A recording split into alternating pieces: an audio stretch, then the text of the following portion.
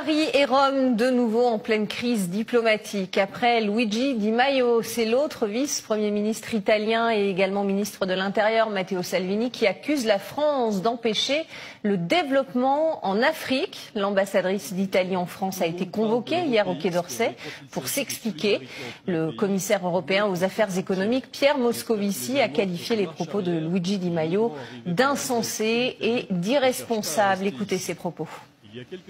Si aujourd'hui nous avons encore des personnes qui quittent l'Afrique, c'est à cause de plusieurs pays européens, la France en tête, qui n'a toujours pas fini de coloniser l'Afrique. Il existe des dizaines de pays africains pour lesquels la France imprime leur propre monnaie, la France des colonies, et c'est avec cela que la dette française est financée. Si la France n'avait pas de colonies africaines qu'elle appauvrit, elle serait la 15e puissance économique mondiale et au lieu de cela, elle figure parmi les principales en raison de ce qu'elle fait à l'Afrique. Je voulais vous dire une chose, j'ai entendu beaucoup de déclarations sur le franc CFA. Oui.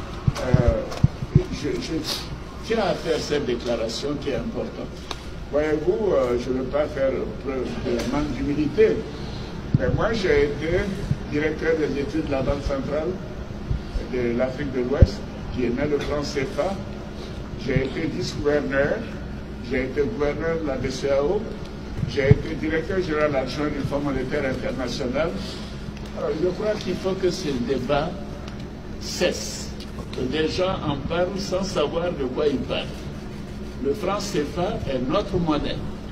C'est la monnaie des pays qui l'ont librement consenti et qui l'ont mise en place de manière souveraine.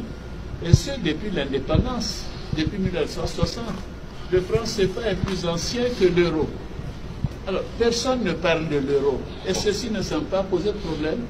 Alors, je ne comprends pas ce faux débat sur le franc CFA. Alors, je tenais à le préciser. Le franc CFA est une monnaie solide. C'est une monnaie qui est gérée par la Banque centrale des États de l'Afrique de l'Ouest, dont j'ai été le gouverneur, dont je suis aujourd'hui gouverneur honoraire, gérée uniquement par les Africains. Et c'est une monnaie qui est en circulation, pas seulement dans les 8 États membres de l'Afrique de l'Ouest, mais dans l'ensemble de l'Afrique de l'Ouest.